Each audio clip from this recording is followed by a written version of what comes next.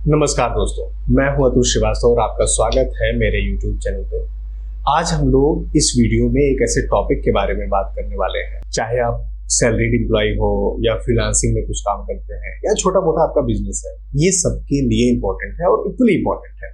होता क्या है कि हमारी जिंदगी में पैसा तो आता है, हम कमाते तो हैं, लेकिन एक कॉमन प्रॉब्लम सबकी होती है कि वो पैसा बचता नहीं है, सेविंग नहीं होती है। और बहुत सारे वीडियोस हम देखते हैं, बहुत सारे चैनल्स को फॉलो करते हैं, मेरी वीडियोस भी बहुत सारी देखी होगी, लेकिन ये समझ में आता है कि इमरजेंसी फंड बनाना है, सेविंग करना है, एसआईपी करना है, अपने आप को फाइनेंशियल सिक्योर करना है, सुरक्षित करना है, लेकिन ये समझ में नहीं आता है कि स्टेप बाय स्टेप प्रोसेस क्या होना चाहिए, कैसे स्टार्ट करें, कहाँ से शुरू करें। और कई बार ये प्रोसेस और स्टेप्स जब बताए जाते हैं, जब आपको समझ में आते हैं, आपको लगता है यार ये तो 3 साल का काम बता दिया, 5 साल का काम बता दिया, ये तो होगा ही नहीं, बीच में तो इतनी सारी चीजें आ जाएंगी, इतनी सारी दिक्कतें आ जाएंगी, जो पाथ है हमारा उससे डेविएट हो जाएंगे। आज हम लोग एक 6 महीने का स्टेप बाय स्टेप प्लान के बारे में बात करेंगे। ये 6 महीने का प्लान अगर आपने अपना लिया और बहुत ही स्टेप बाय स्टेप है, उसको आपने इम्प्लीमेंट कर लिया, तो जहां पर लोग फाइनेंशियल इंडिपेंडेंस में, फाइनेंशियल फ्रीडम की जिस जर्नी पर जाना चाहते हैं, आप उस जर्नी पे एक एग्जैक्ट डायरेक्शन में जाने लगेंगे। और इस चीज की गारंटी है कि कम से कम आपका पाथ करेक्ट हो जाएगा। वो पहुंचने में आपको आपकी इनकम के हिसाब से थोड़ा बहुत ऊपर नीचे समय लग सकता है। और ऐसा नहीं है कि ये प्रॉब्लम, ये पाथ केवल एक स्पेसिफिक तरीके के लोगों के लिए है। अगर आपकी सैलरी 15,000 रुपए है तभी भी आपको यही स्टेप्स फॉलो करने हैं। अगर आपकी सैलरी 1.5 लाख रुपए है तब भी यही स्टेप्स आपको फॉलो करने हैं। पहले महीने का हमारा गोल है कि हम एक्चुअली खड़े कहां पर हैं, हमारी सिचुएशन क्या है। जब तक हमें अपनी अभी की सिचुएशन नहीं पता चलेगी तब तक हम किसी डायरेक्शन में मूव नहीं कर पाएंगे। तो सबसे पहले क्या करना है, अपनी एक्चुअल नेटवर्थ देखना है। आपके पास जितने एसेट्स हैं माइनस जितने लायबिलिटीज, वो एक एक्सेल पे, नोटबुक पे, जहां पर भी आप मैनेज करना चाहते हैं, बनाना चाहते हैं, लिख के रख लेना है। दूसरी चीज आपको लिखनी है कि आपके पास इमरजेंसी फंड है या नहीं, अगर है तो कितना है, आइडियली कितना होना चाहिए। फिर आपके पास हेल्थ इंश्योरेंस है या नहीं है, अगर है तो कितने का है, कितने का होना चाहिए। ये चीजें आपको अपने गोल के हिसाब से बना के रख लेनी है। अब पूरे महीने में एक काम करना है, कितना पैसा आया, कितना पैसा गया, कहाँ गया, किस तरीके से गया, उस पे आपको फोकस करना है, लिखना है डेली बेसिस पे। 10 रुपए आपने खर्च किए, 10 रुपए आपको लिखने हैं। 100 रुपए आपने खर्च किए, 100 रुपए आपको लिखने हैं। जो भी खर्चे करेंगे वो आपको लिखना ही लिखना है। और इसमें सारी चीजें, इनकम आपकी नॉर्मल इनकम आ रही है, आपका कुछ रेंट का इनकम आ रहा है, कुछ पैसिव इनकम आ रहा है, सारी इनकम आपको लिखनी है।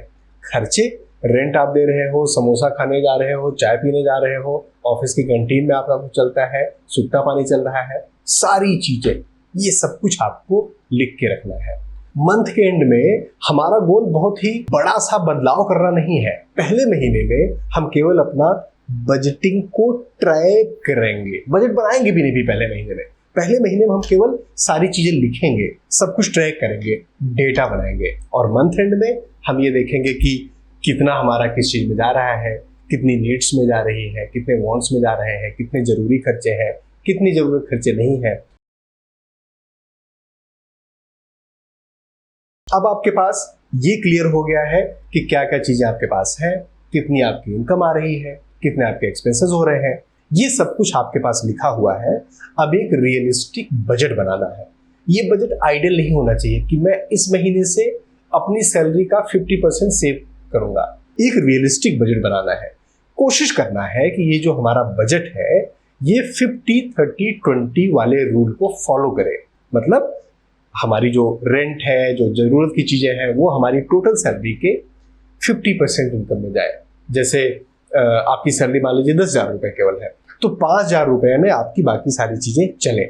या आपकी अगर सैलरी 1 लाख रुपए है तो आपको लगता है कि आप रेंट जो है 35,000 रुपए भरते हैं, तो ये नहीं करना है। थोड़े से इंटीरियर इलाके में शिफ्ट होइए, थोड़े से पीछे की तरफ जाइए, जिस सोसाइटी में रहते हैं थोड़ा सा ऐसी जगह पर घर लीजिए जहां पर सेफ्टी और सिक्योरिटी का इशू ना हो, बट थोड़ा सा रेंट कम हो, थोड़ा सा कॉम्प्रोमाइज कर लीजिए, रेंट को कम करिए। जो जरूरत की चीजें हैं अपनी इनकम के 50% में, अगर 1 लाख रुपए इनकम है तो 50,000 में 10,000 इनकम है तो 5,000 में, 2 लाख रुपए इनकम है तो 1 लाख रुपए में इसे फिक्स करिए। 30% अपने लाइफ को अपग्रेड करने में, मौज मस्ती में, थोड़ा सा आउटिंग में, फोन लेना है, शॉपिंग करना है, ये सारी चीजों में जाना चाहिए। और 20%, 20% आपको बचत करनी है। मैंने बोला था कि आपको कोशिश करनी है कि 50-30-20 का रूल फॉलो हो। अगर नहीं भी फॉलो होता है, क्योंकि इसके पहले आपका जीरो चल रहा था सब कुछ, इससे पहले कुछ भी आप नहीं कर रहे थे, अगर नहीं भी फॉलो होता है तभी भी चलेगा। ठीक है, 20% सेविंग के बजाय 10% हम सेविंग में डालेंगे, 1,000 रुपए से स्टार्ट करेंगे, 5,000 रुपए से स्टार्ट करेंगे, लेकिन स्टार्ट करेंगे। सेविंग में कुछ अमाउंट तो जाएगा, हमें 50-30-20 की तरफ लेकर जाना है। एग्जैक्टली अगर नहीं फॉलो कर पा रहे हैं तो निराश होकर बैठ नहीं जाना है। सेकंड, जब हमारा महीना खत्म होगा, मंथ एंड होगा, तो हमें 2 चीजें तब तक रेडी करनी है। हमारा बजट बिल्कुल क्लियरली डिफाइंड हो जाएगा, क्योंकि पहले महीने आपने ट्रैक किया था, दूसरे महीने आप बजट बनाओगे और फिर जब उसमें चलना शुरू करोगे तो थोड़ा सा ऊपर नीचे होगा, लेकिन मंथ के एंड में अब आपका एक फिक्स बजट, एक डिफाइंड बजट बन जाना चाहिए, जो अगले आप 6 महीने, 1 साल के लिए फॉलो करेंगे। क्योंकि सैलरी और इनकम तो अचानक से हर महीने बढ़ नहीं रही है, आपकी इनकम वही है, खर्चे लगभग वही है। अब हमें वो बजट जो हम लोग बना देंगे, उस बजट पे हमें चलना है। तो पहली चीज ये कि हमारा बजट 100% बिल्कुल रेडी हो जाना चाहिए। दूसरी चीज, हमें एटीएम कार्ड से खर्चे बिल्कुल जीरो कर देने हैं या नहीं करने हैं, मिनिमम करने हैं। और यूपीआई से हमें खर्चे कम करने हैं, मिनिमम करने हैं, जीरो करने हैं। जीरो नहीं कर सकते तो जितना कम कर सकते हैं। जो भी आपके रोजमर्रा की चीजें हैं, जरूरत की चीजें हैं, जो छोटे खर्चे हैं, इसको कोशिश करिए कि कैश से खर्च करिए।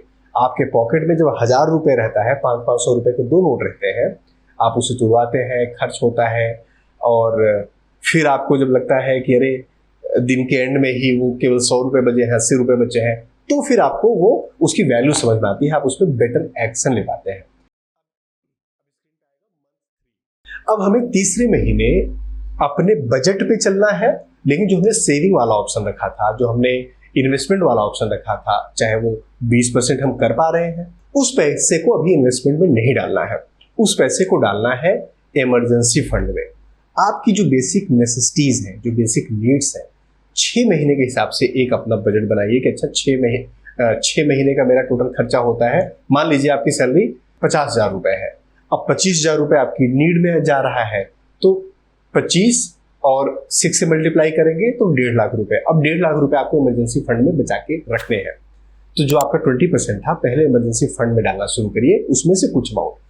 नहीं, कई बार नहीं हो पाता है। मैंने जैसे जब इमरजेंसी फंड अपना इकट्ठा करना शुरू किया था तो मुझे करीब 1.5 से 2 साल लगे। अब आपको क्या करना है, आपको भी वही चीज फॉलो करनी है। अगर इमरजेंसी फंड इकट्ठा एक बार में नहीं कर पाएंगे तो कम से कम 100 रुपए, 1,000 रुपए, 500 रुपए, 2,000 रुपए, 5,000 रुपए, कुछ पैसे इमरजेंसी फंड के नाम पर हर महीना डालना स्टार्ट करिए। और इमरजेंसी फंड रखेंगे कहां पर? बिल्कुल लिक्विड फंड में, या किसी सेविंग अकाउंट में जिसमें अच्छा इंटरेस्ट रेट मिल रहा हो। उन पैसों को, इमरजेंसी फंड को कभी भी आईफोन खरीदने के लिए खर्च नहीं करेंगे। उस इमरजेंसी फंड को हम केवल रखेंगे अपने पास, खासकर जॉब लॉस, हेल्थ, इससे रिलेटेड अगर कुछ होता है तभी उठाएंगे, अदरवाइज नहीं उठाएंगे।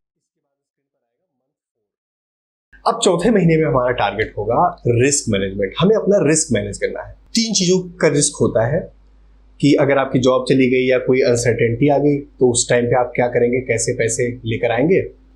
दूसरा, अगर हेल्थ की प्रॉब्लम आ गई तो आप क्या करेंगे, कैसे पैसे लेकर आएंगे।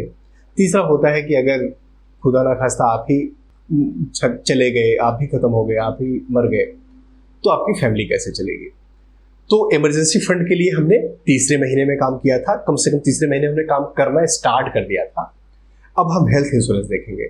अगर आप कॉर्पोरेट एम्प्लॉई हैं, आपको ऑफिस से एक कॉर्पोरेट कवर मिलता है, 2 लाख 4 लाख जितने का भी मिलता है, उसके एडिशनल आप एक अपना हेल्थ इंश्योरेंस, अपनी पूरी फैमिली का हेल्थ इंश्योरेंस जरूर लेंगे। और एक term insurance pure term insurance होना चाहिए। LIC भी प्योर टर्म इंश्योरेंस देती है। तो एनुटी प्लान के चक्कर में, रिटर्न वाले प्लान के चक्कर में, जिसमें लाइफ भी कवर है, इतना रिटर्न मिलता है, उस चक्कर में नहीं जाना है।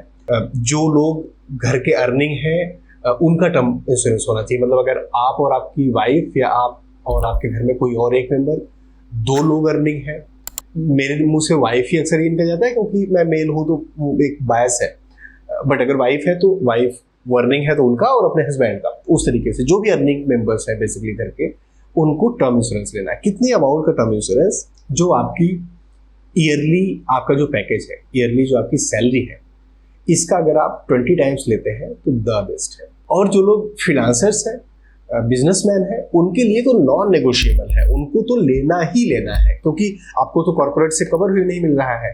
जो जॉब वाले हैं, जो सैलरीड एम्प्लॉइज हैं, उनको तो कम से कम ऑफिस से भी कुछ कवर मिल जाता है, एटलीस्ट हेल्थ इंश्योरेंस का कवर तो मिल ही जाता है। आपको तो जरूर लेना है अगर आप फ्रीलांसिंग कर रहे हैं या छोटा मोटा बिजनेस का काम कर रहे हैं। 5वें महीने में हमारा गोल है, हमें स्टार्ट करना है इन्वेस्टमेंट, हमें स्टार्ट करना है SIP। Again I do understand, इसके पहले आपका तो बिल्कुल जीरो था, बंटाधार था, कुछ नहीं हो रहा था। SIP 500 रुपए से स्टार्ट करो। नहीं समझ में आ रहा है कहाँ पर इन्वेस्ट करें, इंडेक्स फंड ले लो, लार्ज कैप का फंड ले लो, वहां पर आपको ठीक ठाक रिटर्न मिल जाता है। और अगर वो भी नहीं समझ में आ रहा है तो NPS में पैसे डालता हूँ। अगर सैलरी आपकी ज्यादा है तो और आप 30% के इनकम स्लैब में आते हैं तो NPS आपको वहां पर बहुत अच्छा बेनिफिट देता है और रिटायरमेंट प्लानिंग भी आपकी हो जाती है। PPF ये भी बहुत अच्छा ऑप्शन है। मैं ये मान के चल रहा हूँ कि आपको इन्वेस्टमेंट के बारे में, सेविंग के बारे में कुछ भी बहुत जबरदस्त आइडिया नहीं है, बहुत ही बेसिक चीजें चल रहा है। आप रिस्क भी नहीं लेना चाहते क्योंकि पहली बार आप स्टार्ट कर रहे हैं ये सारी चीजें, तो PPF, NPS, म्यूचुअल फंड, खासकर इंडेक्स फंड्स, इन सब सारी चीजों में हम पैसे डाल सकते हैं। 5वें महीने का हमारा टारगेट होगा कि महीना खत्म होते होते हम अपना SIP सेटअप कर दें, अपना किन किन फंड्स में पैसे डालने हैं ये आइडेंटिफाई कर लें। चाहे हमें टोटल पूरे महीने में हमने 1000 रुपए ही बचाने हैं, 1000 रुपए ही इन्वेस्ट करने हैं, उस 1000 रुपए में से भी 200 रुपए करके चारों पांचों जगह पर डाल दें और इसका एक ऑटोमेशन सेट कर दें। ऐसा नहीं हो कि महीने के आखिरी में पैसा आएगा तब मैं इसमें इन्वेस्ट करूंगा। जब सैलरी आती है उसके 2 या 3 दिन, 4 दिन, 5 दिन के बाद की एक डेट डाल दीजिए, ऑटोमेटिक आपके अकाउंट से पैसे डिडक्ट हो जाए, ऐसा प्रोविजन आपको कर देना है। 6ठे महीने में हमें पहले से 5वें महीने तक सबसे पहला काम करना है, पहले से 5वें महीने तक सारा रिव्यू करना है।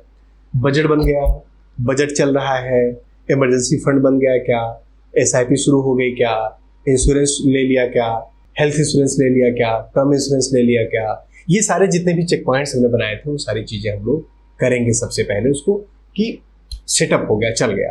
उसके बाद हम अपने स्किल्स पर काम करना शुरू करेंगे, नई स्किल सीखना, क्योंकि अभी तक हम लोग बेसिक पाथ सेटअप कर रहे थे, स्टेप बाय स्टेप प्रोसेस में पाथ सेटअप कर रहे थे। इन्वेस्टमेंट का ही पार्ट होता है क्योंकि इसमें भी जब आप नई चीज सीख रहे हैं, नई लर्निंग ले रहे हैं, तो आप अपने ऊपर इन्वेस्ट कर रहे हैं ना, चाहे वो टाइम के तरीके से या आपने कोई कोर्स परचेज किया, अपनी स्किल्स पर, अपने स्किल्स इंप्रूवमेंट पर हमें काम करना है। कौन क्या सीखना है ये इंपॉर्टेंट नहीं है, सीखना है ये इंपॉर्टेंट है, क्योंकि ज्यादातर लोग क्या सीखना है, क्या सीखूं, क्या कर लूं, कौन सा कोर्स कर लूं, इस चक्कर पड़ जाते हैं। नहीं सुना रहा ना, एक्सेल सीख लो, PPT सीख लो, डेवलपर या आप इस तरीके के टेक्निकल फील्ड से हैं, AI के बारे में सीख लो। ये चीजें हमें सीखनी है, कुछ कहीं से भी स्टार्ट करना है। कैसे नई इनकम के बारे में सोच सकते हैं, कौन सा नया काम कर सकते हैं, डिजिटल प्रोडक्ट बनाकर मैं उसको डाल सकता हूँ, उससे पैसे कमा सकता हूँ, क्या मैं एफिलिएट मार्केटिंग कर सकता हूँ, एक्सप्लोर करिए। अब जो तक आपने पहले से 6ठे महीने किया है, अगले 6 महीने के लिए कंटिन्यू करना है। जो आपने पहले से 6ठे महीने तक ऑटोमेशन सेट किए हैं, जो आपने प्रोसेस सेटअप किए हैं, जो इंश्योरेंस लिया है, मेक श्योर करना है कि अगले 6 महीने ये कंटिन्यूअस चलता रहे। अगर आप अगले 6 महीने ये कर गए ना तो आपके खून में ये दौड़ने लगेगा। मैं अक्सर अपने वीडियोस में बोलता हूँ और बताता हूँ कि वेल्थ क्रिएशन, फाइनेंशियल इंडिपेंडेंस एक गोल नहीं है, ये एक जर्नी है, लॉन्ग टर्म जर्नी है, बोर कर देने वाली जर्नी है। लेकिन अगर आप विल पावर के बजाय ऑटोमेशन पर, प्रोसेस पर ध्यान देंगे, बेहतर रिजल्ट आएगा आपके लिए। जैसे एक मेरा मानना है कि एक फैक्ट्री है, फैक्ट्री में हम इनपुट डालते हैं और आउटपुट निकलता है। एक फैक्ट्री में जो सबसे ज्यादा जो प्रोडक्टिव लोग होते हैं वो कौन होते हैं? वो 10% जो सबसे शार्प है वो नहीं होते, जो 10% सबसे डल है, डम है, वो भी नहीं होते, जो बीच के मीडियोकर 80% लोग होते हैं वो सबसे ज्यादा प्रोडक्टिविटी देते हैं। पता है ऐसा क्यों है? क्योंकि वो प्रोसेस पे चलते हैं। कंपनी ने प्रोसेस बना दिया, एसओपी बना दिया, सेटअप बना दिया, उस पर चल रहे हैं ढंग से, उससे मास प्रोडक्शन होता है। ये आपको अपनी लाइफ में भी उतारना है। हमें प्रोसेसेस पर, एसओपीज पर चलना है। दोस्तों, पैसे का गेम सिर्फ नंबर्स का नहीं है। पैसे का गेम डिसिप्लिन का है, पेशेंस का है, क्लैरिटी का है, थॉट प्रोसेस का है, माइंड सेट का है। आप किस तरीके से सोचते हैं, पैसे आपको कहाँ पर लगते हैं, पैसे होता क्या है, पैसे को मैनेज कैसे करते हैं, इन सब चीज़ों में आपको पैसे का मजा आता है, तब आप पैसे को एंजॉय कर पाते हैं। दोस्तों, मुझे उम्मीद है ये वीडियो आपको पसंद आई होगी। अगर पसंद आई है तो लाइक जरूर करिए। अगर आप नए हैं मेरे चैनल पे तो सब्सक्राइब करना मत भूलिए। हाँ, अपनी हेल्थ का बहुत ध्यान दीजिए, अपना ख्याल रखिए, अपनों का ख्याल रखिए। Thank you. जय हिंद।